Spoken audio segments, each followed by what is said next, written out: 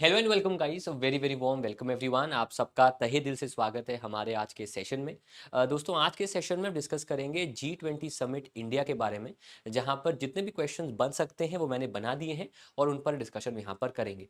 मेरे को कई बार ताज्जुब होता है कि कई सारे क्रिएटर्स, कई सारे एजुकेटर्स कैसे विद इन 2 घंटे वो सेशन को पूरे 84 पैराग्राफ्स को पढ़ भी लेते हैं और आपके सामने एमसीक्यू लेकर या उसका रिवीजन लेकर आ जाते हैं।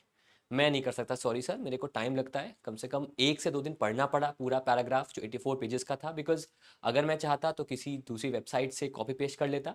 वो मेरा काम है नहीं, इसलिए यहाँ पर जो भी क्वेश्चंस मिलेंगे वो बनाए गए हैं फ्रॉम दी 84 पैराग्राफ्स, जो कि था आपका at the new Delhi declaration, जो कि इस बार का मेन डॉक्यूमेंट है। इसके अलावा जो G20 की वेबसाइट पर इवेंट्स हुए हैं उनको हमने यहाँ टेकअप किया है।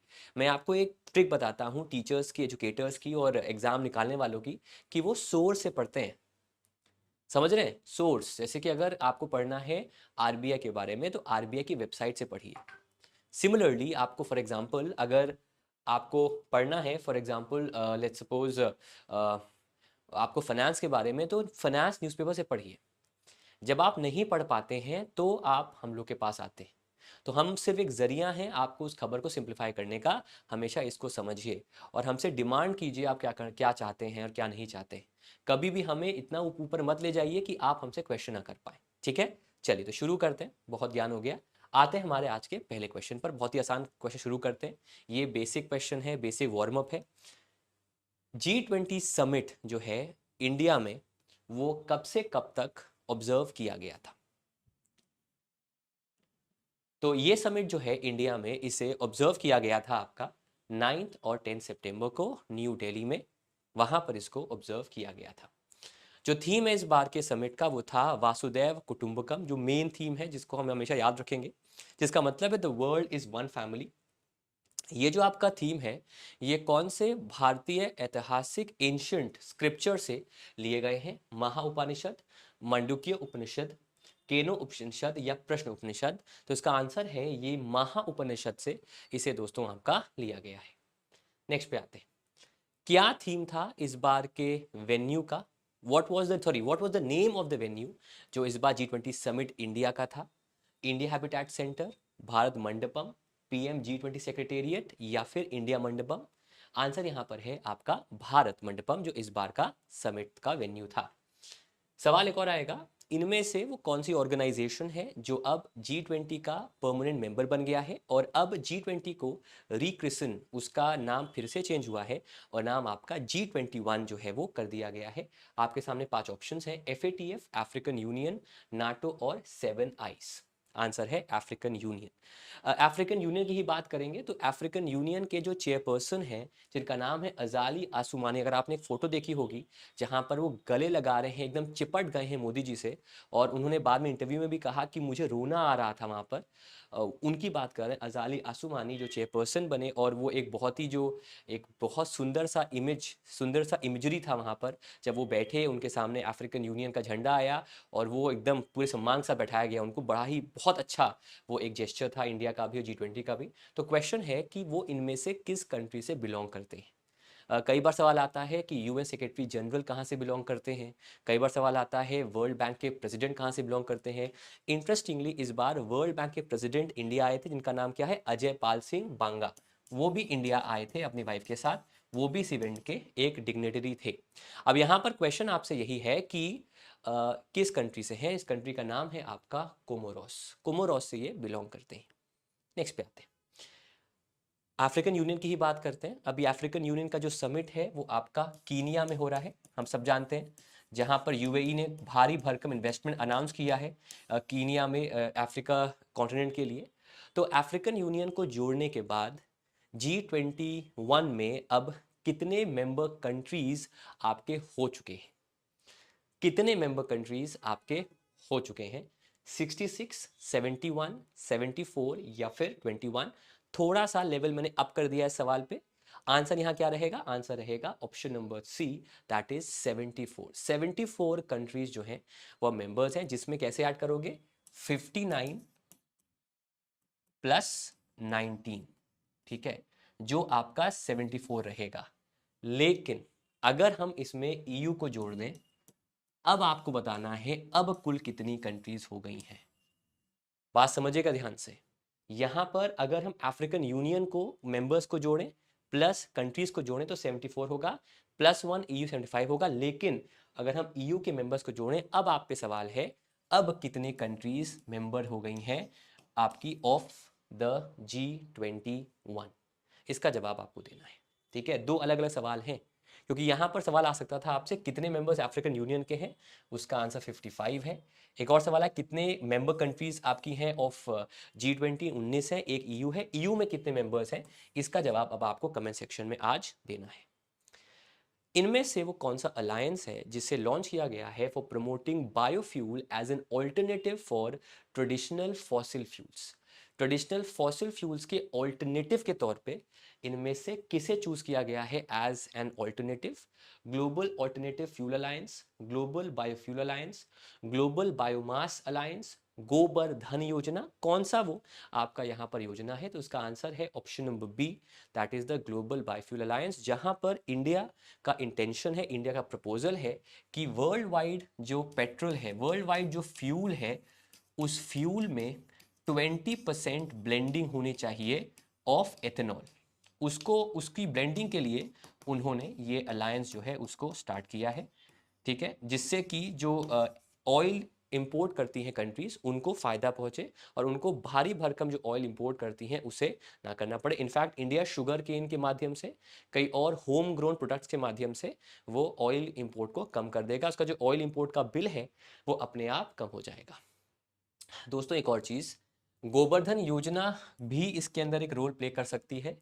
गोवर्धन योजना प्लीज पढ़ लीजिएगा, 2022 से लेकर अब तक किसी ना किसी एग्जाम में इस पर सवाल 110% आया है।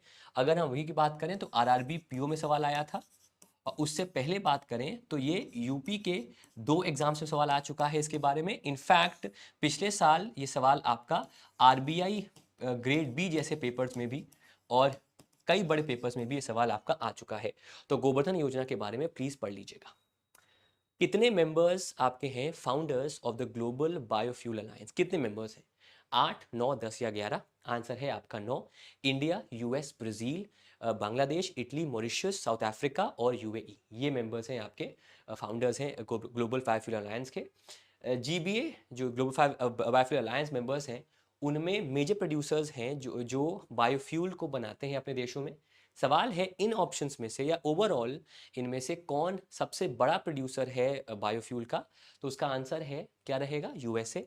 यूएसए में 52% पे होता है, नंबर 1। 52% दुनिया का जो प्रोडक्शन है बायोफ्यूल का वो यूएसए में होता है। सेकेंड नंबर पे ब्राज़ील है जहां पर 30% होता है, और 3% के साथ इंडिया नंबर 3 पे है, और ये इस मेंबरशिप में थर्ड नंबर पे है in terms of the biofuel. India इसको लेकिन काफ़ी एग्रेसिवली प्रमोट कर रहा है। ठीक है, अच्छा इसके अलावा दोस्तों याद रखिएगा अगला जो G21 समिट है वो कहाँ पर होगा? वो ब्राज़ील में होगा। वहाँ के जो अध्यक्ष हैं, राष्ट्र अध्यक्ष, स्टेट हेड लूला डी सिल्वा, उन्होंने उनको हैंडओवर कर दिया है मोदी जी ने बैटन, और अब अगले साल इनफैक्ट 1 दिसंबर को इस साल वो G20 की जो G21 या G20 की प्रेसिडेंसी है उसको हैंडओवर ऑफिशियली जो है वो आपका किया जाएगा। इसका मतलब है अभी नवंबर के एंड तक इंडिया के पास प्रेसिडेंसी रहेगी। इनफैक्ट अभी हाल ही में एक 4th मीटिंग हुई है आपकी सस्टेनेबल फाइनेंस की वाराणसी में, वो लेटेस्ट मीटिंग है, that was the 4th SFWG sustainable finance working group meeting, जो कि वाराणसी में किया गया। तो मीटिंग्स अभी होती रहेंगी और नवंबर के एंड में जाकर ऑफिशियली हैंडओवर किया जाएगा टू ब्राज़ील। ये बात को याद रखिएगा, डेट है आपकी 1 दिसंबर। कितने कंट्रीज हैं जो और कितनी कंट्रीज और ऑर्गेनाइजेशंस हैं जिन्होंने ऑलरेडी ज्वाइन किया है ग्लोबल बायोफ्यूल अलायंस को? 12 countries, 10 organizations, 10 countries, 12 organizations, 12 countries, 19 organizations, 19 countries, 12 organizations. Answer रहेगा option number D, that is 19 countries and 12 organizations. कितने G20 इनवाइटी कंट्रीज हैं जिन्होंने सपोर्ट किया है ग्लोबल बायोफ्यूल अलायंस को? 3, 4, 5 या फिर 6? आंसर इसका है option number B, that is 4।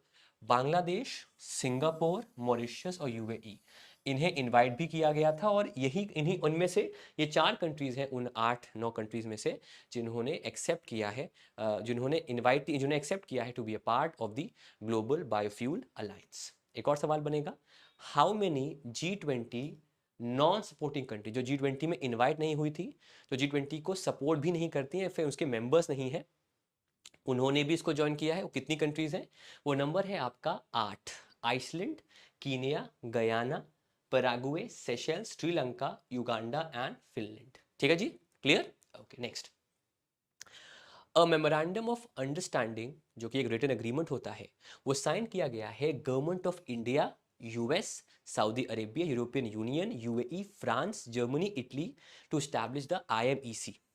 IMEC का यहाँ पर फुल फॉर्म क्या है? तो इसका फुल फॉर्म है India Middle East economic corridor. ये इसका फुल फॉर्म है, जो कि चाहे रोड का माध्यम हो या सी का माध्यम हो, उससे अपना सप्लाई चेन को बेटर करेगा। और अकॉर्डिंग टू एस्टिमेट्स, जो इंडिया और यूरोप के बीच जो ट्रेड है, उसमें करीब 40% का ग्रोथ इस कॉरिडोर से आपका आ जाएगा। अब यहाँ पर आप देख सकते हैं, यहाँ पर रशिया का नाम नहीं है, लेकिन रशिया के जो प्रेसिडेंट हैं, जो इंडिया नहीं आए थे, ही गेव अ फॉपा, मतलब उन्होंने इस बार के समिट में नहीं आए। फॉपा मतलब उन्होंने इसको लीव आउट किया, होता ना, वेल लेफ्ट। जैसे कि इमाम उल हक कर रहे थे बॉलिंग ऑफ जसप्रीत बुमराह, और फिर निक लग गया और चले गए, तो फॉपा किया उन्होंने, और वो नहीं आए थे यहाँ पर। तो उन्होंने कहा कि हमारे लिए भी अच्छा है। वो 8th ईस्टर्न इकोनॉमिक एक उनका फोरम चल रहा था व्लादिवोस्टॉक में, जो कि एक पोर्ट सिटी है रशिया की, वहाँ पर कहा कि हमारे लिए भी ये कॉरिडोर बेहतर काम करेगा। अच्छा, इसी कॉरिडोर की बात करते हैं। तो ये पार्ट है पीजीआईआई का, जिसका फुल फॉर्म दिया हुआ है partnership for global infrastructure investment. एक इनिशिएटिव है, इनमें से किसके द्वारा, जो फाइनेंस करता है इंफ्रास्ट्रक्चर प्रोजेक्ट्स को डेवलपिंग कंट्रीज में through a combination of public and private investment. EU, UN, G7 या फिर FATF? इसका आंसर है option number C, that is G7। G7 nations ने इसको कुछ साल पहले शुरू किया था। इनफैक्ट यूके में जो G7 समिट हुआ था, वहां पर इसका डिस्कशन हुआ था, और तब से लेकर अब तक ये प्रमोट करता है डेवलपिंग कंट्रीज में कि वहां पर इंफ्रास्ट्रक्चर को हम डेवलप करें। ये बात तो बच्चा बच्चा जानता है कि इंफ्रास्ट्रक्चर इंडिया की प्रायोरिटी है, चाहे वो भारत का गति शक्ति मिशन हो, चाहे गति शक्ति विश्वविद्यालय हो, चाहे नेशनल इंफ्रास्ट्रक्चर पाइपलाइन हो, ये सारा, चाहे नेशनल मोनेटाइजेशन पाइपलाइन हो, सारा का सारा जो है वो सिर्फ इंफ्रास्ट्रक्चर पर खास तौर फोकस करता है। और इंडिया का मिशन है कि 2025 तक हमें एक $5 ट्रिलियन इकोनॉमी जो है वो बनना है। वो तभी बन पाएंगे जब हम ये सारा चीज़ें कर सकते हैं। तो उसके लिए भी एक बहुत बड़ा स्टेप है, जो कि ये एक कॉरिडोर आपका बनाया जा रहा है। G20 का जो global partnership for financial inclusion document है, इसको भी रिलीज किया गया इस बार के G20 समिट में। और यहाँ पर किस ऑर्गेनाइजेशंस को रिलीज किया, जिसने इंडिया की तारीफ की है कि उसने बेहतरीन काम किया है डिजिटल पब्लिक इंफ्रास्ट्रक्चर में पिछले 10 सालों के अंदर under the current central government. तो सवाल ये है कि वो कौन सी ऑर्गेनाइजेशन है जिसने इस रिपोर्ट को पेश किया है। उसका नाम है आपका द वर्ल्ड बैंक, उसने इस रिपोर्ट को पेश किया। इसी रिपोर्ट पर रहते हैं। एज पर दिस रिपोर्ट जो वर्ल्ड बैंक ने प्रिपेयर की है, इंडिया का जो डिजिटल पब्लिक इंफ्रास्ट्रक्चर है, उसके अप्रोच ने अचीवमेंट किया है 47 ईयर्स का financial inclusion progress in just how many years. मतलब अगर जो करंट पेस था इस इंफ्रास्ट्रक्चर पुश से पहले, अगर वही रहता तो 47 ईयर्स लगते डेवलपमेंट होने में, लेकिन within how many years वो डेवलपमेंट आपका हो गया। तो उसका आंसर है option number C, that is 6 साल में हमारे देश के डिजिटल इंफ्रास्ट्रक्चर जो है, जो डिजिटल पब्लिक इंफ्रा है, चाहे वो यूपीआई की बात करें, चाहे वो भारत बिल पेमेंट की बात करें, चाहे आधार एनेबल्ड पेमेंट सिस्टम की बात करें, चाहे हम डायरेक्ट बेनिफिट ट्रांसफर की बात करें, चाहे हम APBS आधार पेमेंट बिल सिस्टम की बात करें, AEPS की बात करें, UPI की बात करें, ठीक है, NACH की बात करें, भारत बिल पेमेंट सिस्टम की बात करें, ठीक है, सारा कुछ एग्जाम्पल है, E-रूपी की बात करें, है ना भाई। कितनी मैं एग्जाम्पल दूं आपको, सारा कुछ एग्जाम्पल है कि हमने डिजिटल पब्लिक इंफ्रास्ट्रक्चर में बेहतरीन काम किया है। नेक्स्ट पे आते हैं, इसी डॉक्यूमेंट पे रहते हैं। इस डॉक्यूमेंट में कहा गया है कि जो एक विजन, और मैं आपको बता दूं कि ये एक विजन था late former finance minister of India Arun Jaitley साहब का। उन्होंने एक टर्म कॉइन किया था, जैम, जनधन आधार मोबाइल, ठीक है। ये टर्म उन्होंने कॉइन किया था और कहा था कि ये दुनिया बदल देगा, भारत की दुनिया को ये एक मिसाल होगा, जिसमें जनधन अकाउंट की बात की गई थी, जिसको 9 साल पूरे हुए हैं। आधार की बात की थी अभी हाल ही में ग्लोबल फिनटेक फेस्टिवल में। आधार ने अपना जो एक फेस ऑथेंटिकेशन फीचर है, मुंबई के इस फेस्टिवल में उसने वो दिखाया है। तो आधार भी अपना काम कर रहा है, मोबाइल मोबाइल बैंकिंग, हर किसी पर मोबाइल होना चाहिए, है ना, वो काम भी अब हमने कर चुके हैं। तो सवाल है कि उससे जो आपका फाइनेंशियल इंक्लूजन था, जो 25% का था, वो विद इन 6 ईयर्स कितने परसेंट इंक्रीज किया है, कितने परसेंट हो चुका है? आंसर है उसका स्टैगरिंग 80%। एक चीज और जो लोग नहीं जानते, जो पहली बार आए चैनल पे, फाइनेंशियल इंक्लूजन का हिंदी मतलब होता है वित्तीय समावेशन। इसको अगर आसान भाषा में कहूं, हर किसी को कम से कम पैसे पे फाइनेंशियल सर्विसेज को प्रोवाइड करना। अगर आप जीरो बैलेंस पे अकाउंट ओपन कर सकते हैं, अगर आप एटीएम आपके घर के पास है, अगर आप घर बैठे अपने फ़ोन मोबाइल बैंकिंग कर सकते हैं, आप विदाउट एनी फीस आप फंड ट्रांसफ़र कर सकते हैं, ऑनलाइन चेकबुक इशू करा सकते हैं, ऑनलाइन लोन ले सकते हैं, ये सारा कुछ क्या है? फाइनेंशियल इंक्लूजन का हिस्सा, ताकि देश का हर एक वर्ग फाइनेंशियल इंक्लूजन बैंकिंग स्ट्रक्चर के अंडर आ जाए। इसी रिपोर्ट की फिर से बात करें तो जो प्रधानमंत्री जनधन योजना अकाउंट्स हैं, वो ट्रिपल हुए हैं फ्रॉम 147.2 मिलियन, जो कि 2015 में था, उससे बढ़कर अब आपके 462 मिलियन हो गए हैं जून 2022 में। वुमेन इनमें से कितने परसेंट अकाउंट्स को ओन करती हैं, कितने परसेंट अकाउंट्स वुमेन ने ओपन किए हैं इन पर्टिकुलर अकाउंट्स में?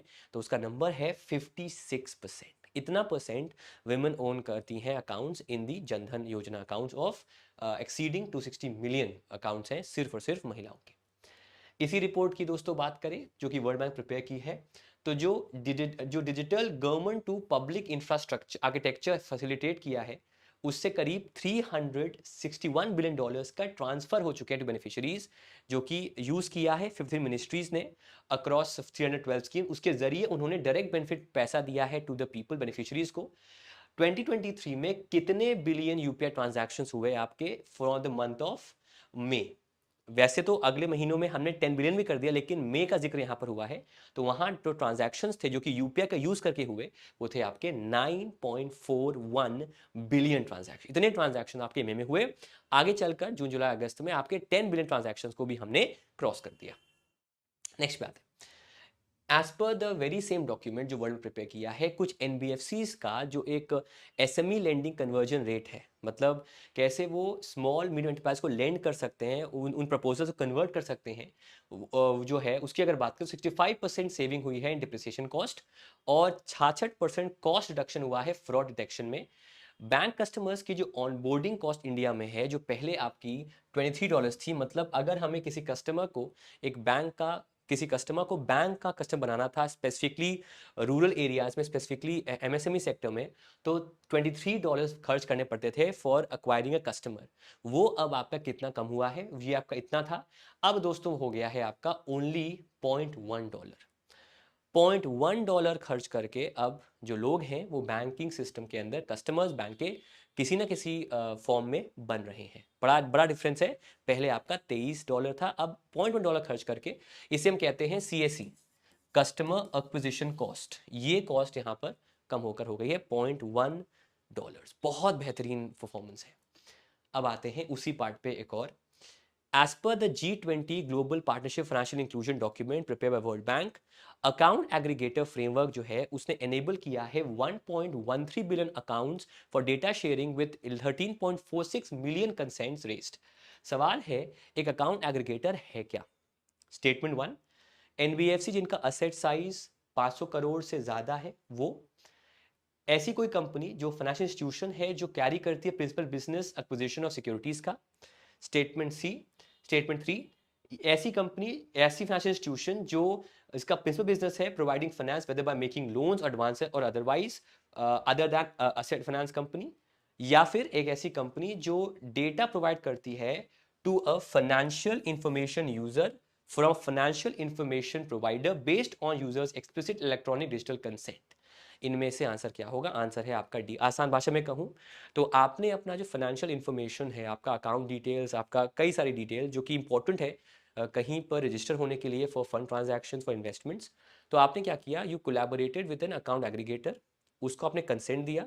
उस कंसेंट के बाद ऑटोमेटिकली वो जो डेटा है वो ट्रांसफर हो जाएगा to the to the company you want to invest, to the company you want to do business with. इससे क्या होगा कि बिना आपके कंसेंट के आपका डेटा शेयर नहीं होगा, और जितना डेटा आप शेयर करना चाहते हैं उतना डेटा आप शेयर कर पाएंगे। एग्जाम्पल के तौर पर, मेरे को ज़ेरोधा पर अकाउंट बनाना है, ज़ेरोधा ने इस वीडियो को स्पॉन्सर नहीं किया है, कभी भगवान करे वो स्पॉन्सर करे, बिकॉज अगर कोई स्पॉन्सर करे मेरे वीडियो में, ज़ेरोधा चाहता हूँ, ज़ेरोधा से बेहतर कंपनी अपकमिंग स्टार्टअप मुझे कोई नहीं लगता, ऑनेस्टली बताऊँ। मैंने बहुत सारे कंपनी में काम किया, लेकिन ज़ेरोधा से बेटर कंपनी मुझे कोई नहीं लगती in terms of their work ethic. तो अगर वो करे कभी कोलैबोरेट हमारे साथ, बढ़िया बात है। तो ज़ेरोधा में आपने अकाउंट ओपन किया तो वो इन्फॉर्मेशन आपसे मांगेगा। कई बार क्या होता है, आप मैनुअली उसको इन्फॉर्मेशन देते हो, डाउनलोड करके अपलोड करते हो। It's a painstaking approach, बहुत ही समय लगता है। लेकिन अगर एक अकाउंट एग्रीगेटर के साथ टाइप होगा तो ऑटोमेटिकली जो इन्फॉर्मेशन आप अप्रूव करोगे, उस इन्फॉर्मेशन को अकाउंट एग्रीगेटर ज़ेरोधा को प्रोवाइड कर देगा। ठीक है, तो जो अकाउंट एग्रीगेटर है बेसिकली वो हेल्प करेगा आपकी इन्फॉर्मेशन, आपसे आपके डेटा को उस पर्टिकुलर आपके डेटा को उस पर्टिकुलर कंपनी को प्रोवाइड करने में। इसलिए ये टर्म इंपॉर्टेंट है और ये मेंशन भी यहाँ पर किया गया था। With regards to same document, क्या फुल फॉर्म है DEPA का? फुल फॉर्म्स एग्जाम में आने लगे हैं, हर एग्जाम में आने लगे हैं। इसका फुल फॉर्म है data empowerment and protection architecture. Next, की हाइलाइट्स G20 इंडिया समिट की थी कि G20 कंपनी ने प्रॉमिस किया है कि वो ट्रिपल करेंगे the global renewable energy capacity bye which year. वाल ये करेंगे वो आने वाले 3 सालों, आने वाले 2 साल, सॉरी आने वाले 7 सालों में, that is 2030। As per G20's commitment to global food security and nutrition, G20 declaration highlight करता है ह्यूमन सफरिंग को और उसके impact on the war in Ukraine, on global food energy security, supply chains, inflation, economic stability. G20 leaders ने कहा है कि implementation of Black Sea grain initiative होना चाहिए, जो कि अभी रुक चुका है। अभी रशिया ने इसको मानने से मना कर दिया है, इनफैक्ट इसमें इन्वॉल्व होने से फिर से मना कर दिया है। क्वेश्चन है कि ये डील जो है वो ब्रोकरेज की थी, मीडिएट की थी यूएन ने और कौन से देश ने? दो पार्टीज हैं, यूक्रेन और रशिया, जो कि पार्टीज हैं, लेकिन मीडिएटर दो लोग थे, एक यूएन और दूसरी कौन सी कंट्री? उस कंट्री का नाम है आपका तुर्की है। तुर्की अभी न्यूज में इसलिए भी है बिकॉज तुर्की ने एंडोर्स किया है इंडिया को to its bid of the UNSC membership. जो भारत की यूनाइटेड नेशन सिक्योरिटी काउंसिल की मेंबरशिप है, परमानेंट मेंबरशिप है, उसको उसके प्रपोजल को एंडोर्स किया है तुर्की के प्रेसिडेंट ने, रिसेप तैयब अर्दोगन, और ये बड़ी खबर है। Next, under the commitment to global food security and nutrition, जो एग्रीकल्चर वर्किंग ग्रुप है ड्यूरिंग द G20 प्रेसिडेंसी, उसने हिस्टोरिक कंसेंसस लिया है दो एस्पेक्ट्स पे। एक है आपका Deccan G20 high level principles और फूड सिक्योरिटी, और दूसरा उन्होंने लिया है एक decision on consensus on Maharishi initiative. सवाल है, महर्षि इनिशिएटिव का संबंध इनमें से किससे है? आसान सवाल है, आंसर है उसका मिलेट से। महर्षि का फुल फॉर्म है millets and other ancient grains international research initiative, ये इसका फुल फॉर्म है। और जो G20 का डिनर हुआ था, जो शेफ थे जिन्होंने क्यूरेट किया था मेन्यू, उनका नाम था कुणाल कपूर। ठीक है, उन्होंने मशरूम और मिलेट्स इनका ही यूज किया था। समझ रहे हैं आप लोग? इनका ही उन्होंने जो है दोस्तों वो यूज किया था, और इसीलिए बहुत ही सात्विक खाना आपका बना था इस बार के G20 गाला डिनर में। ठीक है, next, international year of millets इस साल है, हम सब जानते हैं। नेशनल ईयर ऑफ मिलेट्स किस साल इंडिया ने ऑब्जर्व किया था? आंसर है 2018। Under the commitment to global food security and nutrition, G20 leaders ने एम्फेसाइज किया इंपॉर्टेंस ऑफ पहला acronym AMIS, that is agricultural market information system, and दूसरा the group on earth observations global agricultural monitoring, that is GEOGLAM, for greater transparency, बेहतर पारदर्शिता के लिए। ये include करता है expanding AMIS to include vegetable oils and enhancing the collaboration with early warning system to avoid food price volatility. इसका मतलब है कि ये वेजिटेबल ऑयल्स को भी ऐड करेगा इस पर्टिकुलर सिस्टम में, और अर्ली वार्निंग सिस्टम कि हमें पता चल जाए कि भाई आगे मौसम खराब है, क्रॉप खराब हो सकता है, तो उससे जो प्राइस है वो ऊपर नीचे ज्यादा ना हो, उसको भी यहाँ पर किया जाएगा। AMIS जो है वो एक इंटर एजेंसी प्लेटफॉर्म है जो फूड मार्केट ट्रांसपेरेंसी को एनहांस करता है और पॉलिसी रिस्पॉन्स करता है फॉर फूड सिक्योरिटी। सवाल है, AMIS को पहली बार लॉन्च कब किया गया था? इसे लॉन्च किया गया था 2011 में। ये कई लोगों ने नहीं पता है, इसको लिख लीजिएगा। इस क्वेश्चन से तीन सवाल आएंगे। AMIS का फुल फॉर्म, GEOGLAM का फुल फॉर्म, और GEOGLAM का फुल फॉर्म, और कब बना था? 2011 में। सिमिलर एक सवाल और आपसे आएगा कि under the commitment of food security, global food security and nutrition, GEOGLAM enhance करता है मार्केट ट्रांसपेरेंसी को और फूड सिक्योरिटी को by providing timely agriculture information worldwide. GEOGLAM policy mandate करता है, initially came from the group of 20 countries. उनकी meeting हुई थी एग्रीकल्चर की, और ये मीटिंग 2011 में हुई थी। किस प्रेसिडेंसी में? जहां पर जियोग्राम को और एमिस को दोनों को ही एक्सेप्ट किया था हमारे देशों ने, G20 देशों ने। 2011 में हुआ था समिट आपका फ्रांस में। तो under the French presidency AMIS को, जियोग्राम को as a agency, as a platform हमने एक्सेप्ट किया था। G20 इंडिया समिट के दौरान इंडिया और कौन से कंट्री ने अग्री किया है to work together for the expansion of the India Mercosur, जो कि एक ग्रुपिंग है उनका, जो एक प्रेफरेंशियल ट्रेड एग्रीमेंट है। पीटीए क्या होता है? Preferential trade agreement. उनसे उनसे प्रेफर करेंगे एग्रीमेंट करना। मकरसा एक ट्रेडिंग ब्लॉक है जिसमें लैटिन अमेरिकन कंट्रीज आती हैं, जिसमें Brazil, Argentina, Uruguay and Paraguay है। तो इसके लिए किसके साथ अग्रीमेंट हुआ है? ये अग्रीमेंट दोस्तों आपका हुआ है ब्राजील के साथ, ठीक है। ये अग्रीमेंट आपका जो है वो 2009 में हुआ था पहली बार।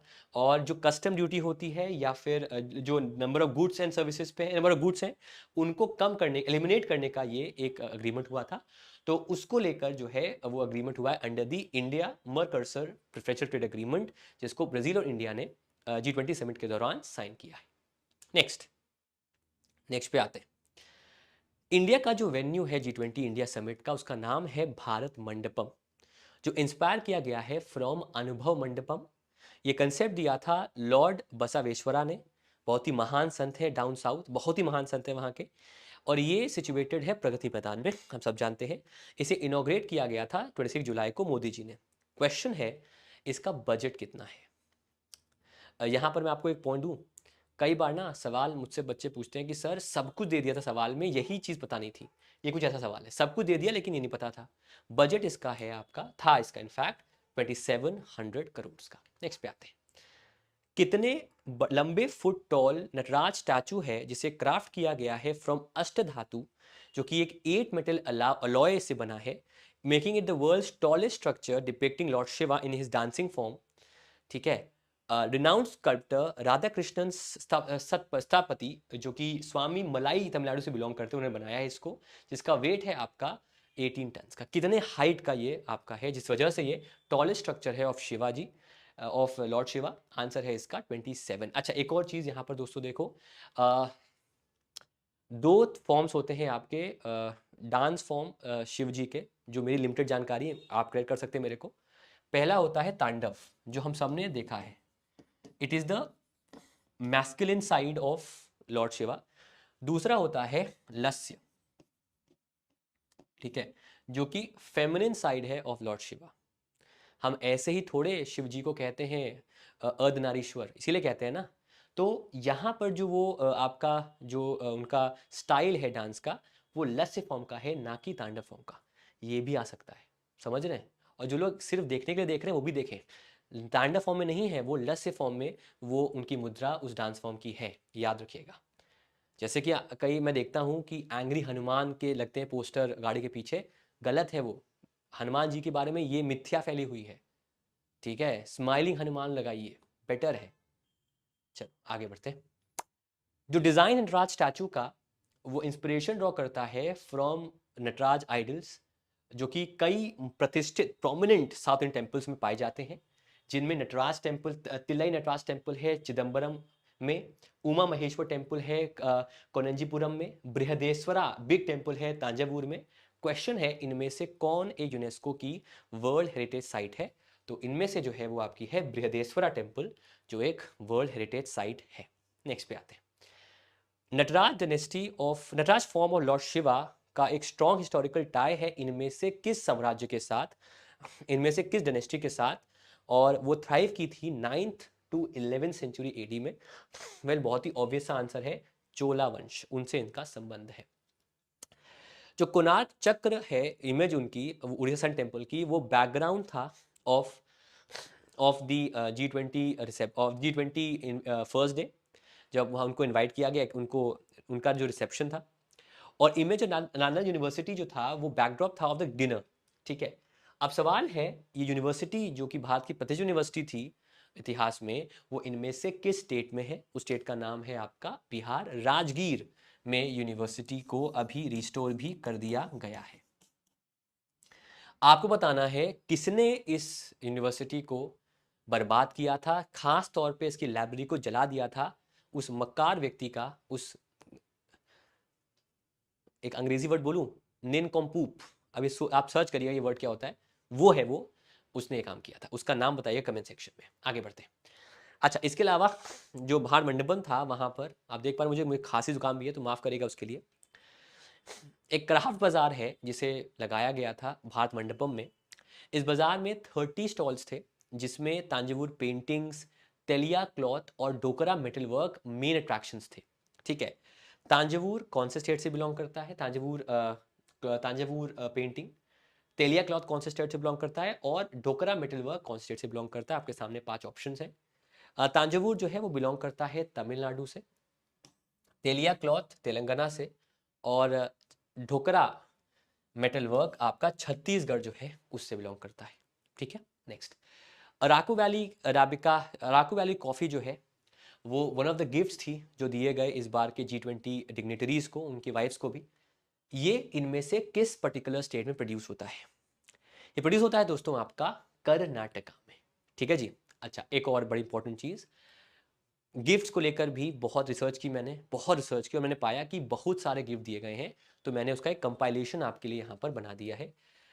देखिए, वो जो पूरा गिफ्ट केस था ना, अगर हम जेनरिक बात करें जो सबको दिया गया डिग्नेटरीज को, उनमें पहला था आपका एक हैंड क्राफ्टेड संदूक, जो कि हैंडक्राफ्ट किया गया है रोजवुड से। ठीक है, एक तो वो था। दूसरा सैफरन, जाफरान कहते हैं पर्शियन में, केसर कहते हैं हिंदी में, वो एक एक्सपेंसिव स्पाइस है, वो दिया गया एक डब्बे में भर के। फिर पेकोय दार्जिलिंग टी और नीलगिरी टी ये दिए गए। फिर मैंग्रोव हनी दिया गया। फिर अराकू वैली कॉफ़ी कॉफ़ी बताई दिया मैंने। फिर पश्मीना शॉल ये भी दिया गया जो कश्मीर से बिलोंग करता है। इसके अलावा जिगराना इत्तर जो कन्नौज से है, बेहतरीन इत्तर है, मैं लगाया है, बहुत महंगा है भाई। फिर खादी स्कार्फ महात्मा गांधी जी का।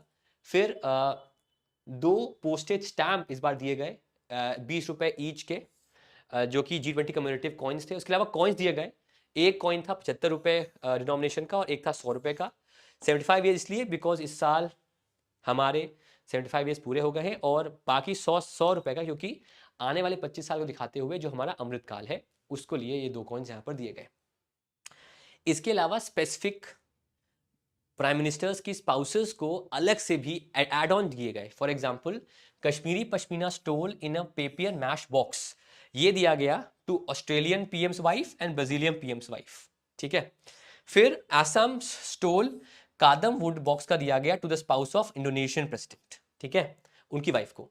फिर Kanjeevaram stole in kadam wood jali box दिया गया जापानीज पीएम की वाइफ को, जिनका नाम था योको किशिदा। उन्होंने बनारसी सिल्क की साड़ी पहनी थी, इसलिए वो काफ़ी ज़्यादा न्यूज़ में आ गई। ठीक है, तो ये दिए गए। इसके अलावा Banarasi stole in kadam wood box दिया गया यूके पीएम की वाइफ ऋषना की अक्षता मूर्ति जी को, और ikat stole in teak wood box दिया गया to the wife of Mauritius PM. तो ये गिफ्ट अलग अलग दिए गए। मुझे लगता है यही एक रीज़न है कि व्लादिमीर पुतिन नहीं आए थे, है ना, क्योंकि वो तो, है ना, मजाक अपनी हो रहा है, लेकिन वो इसलिए भी नहीं आए थे बिकॉज इन देशों ने, कई देशों जो आए थे G20 में, उन्होंने उनको अरेस्ट एट साइट का ऑर्डर दिया है ना, कहीं भी पकड़ सकते हैं उनको, है ना, तो वो भी एक रीज़न था।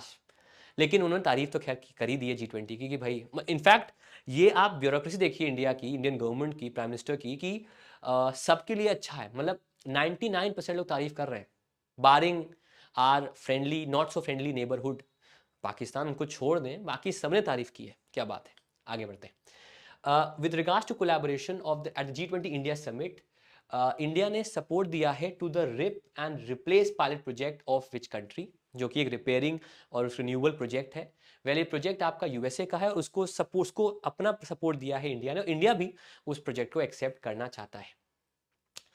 Under the G20 commitment to WTO reforms, G20 leaders ने एक्सप्रेस किया commitment to reform the world trade organization dispute settlement system by which year. Well, ये आने वाले सालों में, अगले साल ही ये सिस्टम को रिफॉर्म आपका कर देंगे। 15 स्पाउसे G20 लीडर्स की, including Japanese prime minister's wife Yoko Kishida, सितंबर 9 को विजिट किया उन्होंने 1200 एकड़ का Pusa Indian agricultural research institute, जो कि was the seat of Inner Green Revolution। सवाल है ये कैंपस कहाँ पर है? आंसर है इसका New Delhi. Next, day 2 summit में, G20 समिट में किसने प्लेज किया है to contribute $2 billion to the green climate fund, ताकि क्लाइमेट चेंज को हम टैकल कर पाए? आंसर है उसका सरप्राइजिंगली यूके, जो कि रिसेशन में जाने वाला था, उसने ये $2 बिलियन जो है वो कमिट यहां पर किए हैं। डे 2 में इनमें से किस प्रेस्टिजियस मॉन्यूमेंट जो है वहां पर G20 लीडर्स जो हैं वो गए थे? मेरी आवाज में दर्द आ गया है। टू पे देयर ट्रिब्यूट्स। आंसर है इसका option number C, that is Rajghat. हम सब जानते हैं बहुत ही मार्मिक, बहुत ही सुंदर दृश्य था। अगेन मैंने ऑक्सीमोरॉन यूज किया, एक तरफ सुंदर बोला एक तरफ मार्मिक बोला, लेकिन बहुत ही बेहतरीन दृश्य था जब सारे वर्ल्ड लीडर्स, भारत के सबसे बड़े नेता, भारत के सबसे प्रचलित व्यक्ति दुनिया भर में आज भी, जो भारत के एक महान फ्रीडम फाइटर थे, उनके चारों ओर खड़े थे और देवर पेइंग ट्रिब्यूट्स। महात्मा गांधी की बात हो रही है, तो वहां पर वो गए थे। नेक्स्ट पे आते हैं। तो दोस्तों इसी के साथ मैं आपसे विदा लेता हूं। अगर आपको ऐसे वीडियोस लगातार देखने हैं, अगर आपको पसंद आए हैं, तो हमारे चैनल को लाइक कीजिएगा, इस वीडियो को लाइक कीजिएगा, हमारे इस वीडियो को शेयर कीजिएगा, आप जहां भी करना चाहते हैं, व्हाट्सएप पे, टेलीग्राम पे, फेसबुक पे, कहीं पर भी मैं बुरा नहीं मानूंगा। और अगर आपको मेरे साथ जुड़ना है, इसकी पीडीएफ चाहिए और अलग अलग टॉपिक्स पे आपको वीडियोस चाहिए करंट अफेयर्स के, तो इस पर आइए, स्कैन कीजिए इसको और तुरंत मेरे साथ जुड़ जाइए बिना किसी संकोच के। बाकी पीडीएफ यहाँ पर मिल जाएगी, लेकिन इंटरेक्शन मेरा ज़्यादा यहाँ पर होता है। साथ ही साथ ये मेरा इंस्टाग्राम का आईडी है, अगर आपको फॉलो करना है तो आप इस नाम से मेरे को इंस्टाग्राम पे फॉलो कर सकते हैं, eternal optimist 11। Thank you so much everyone for coming. Do not forget to like, share and subscribe the channel. Bye guys, thank you so much. मिलते हैं आपसे अगले वीडियो में, तब तक के लिए टेक केयर।